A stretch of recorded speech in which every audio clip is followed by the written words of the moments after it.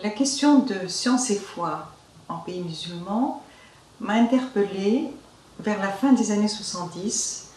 Jusque-là, je ne m'étais jamais posé la question, mais mes étudiants étaient réellement gênés par la théorie de la relativité restreinte.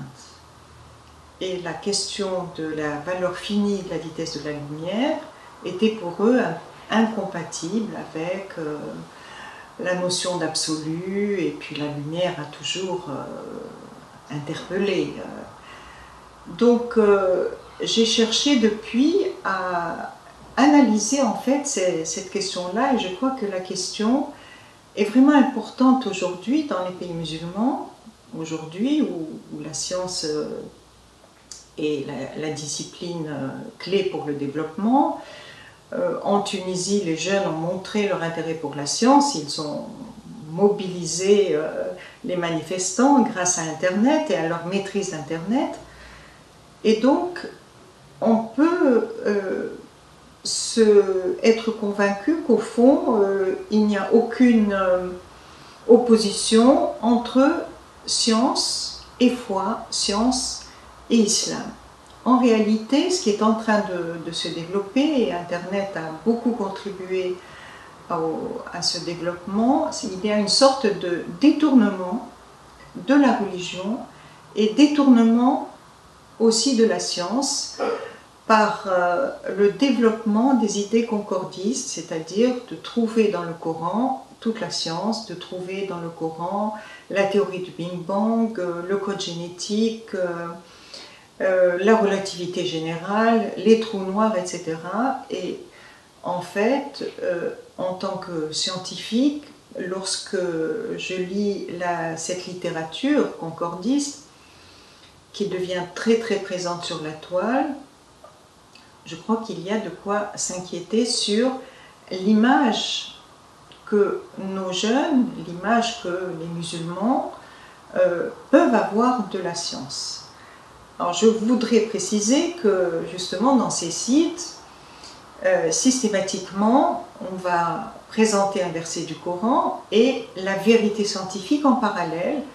Et la conclusion est évidemment le fait que la science, de toute façon, était déjà présente dans le Coran qui a 14 siècles, et donc finalement l'homme de science n'est rien par rapport à l'islam, enfin je vais dire par rapport à l'islam.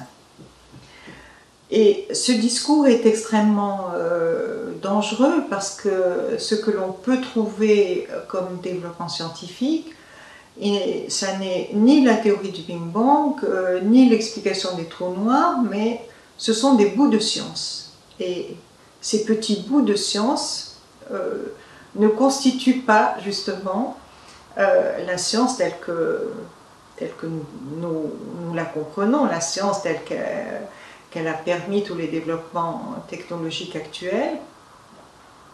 Et donc, pour tous les pays musulmans qui ont quitté la scène scientifique depuis pas mal de siècles, cette vision de la science est extrêmement négative et vraiment dangereuse.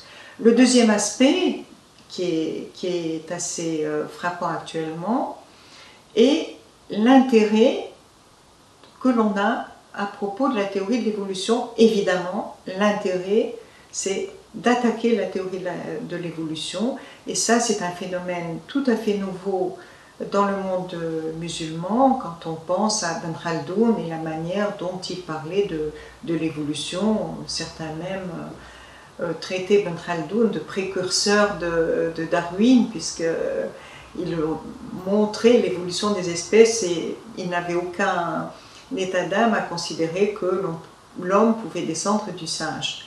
Donc vous voyez comment finalement la pensée musulmane, qui était une pensée ouverte à la science, à la science pré-moderne, parce que la science moderne est arrivée après avec Galilée, etc. Mais il y a quand même dans les développements scientifiques des développements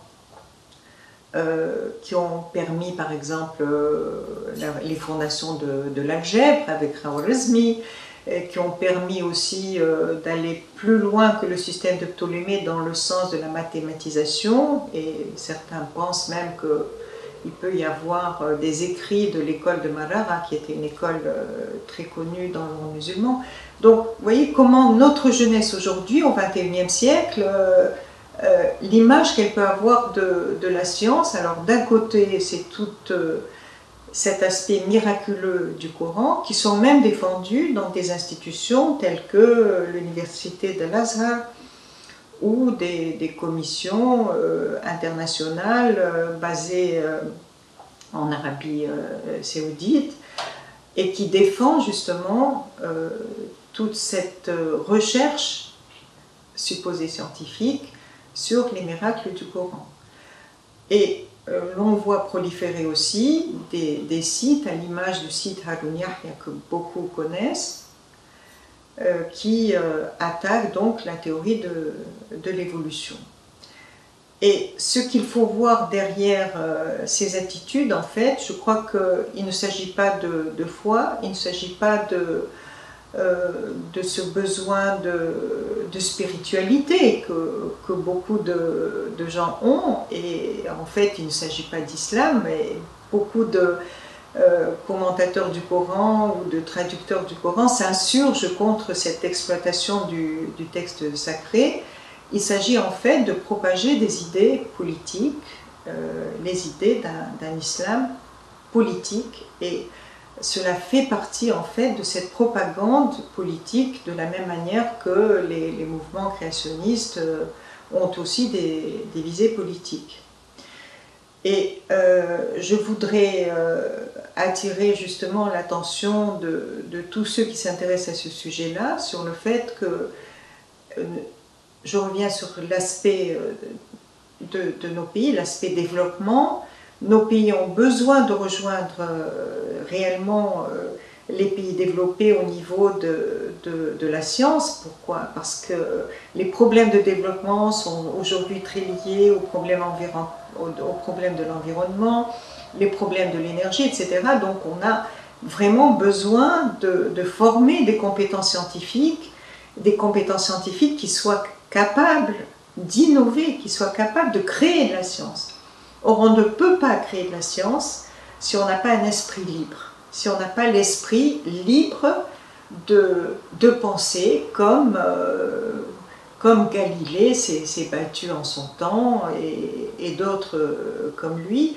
Je crois qu'aujourd'hui, le monde musulman a besoin de se libérer de cette attitude orthodoxe qui rejette en fait la raison, qui rejette la science sous prétexte qu'elle serait un danger pour la religion.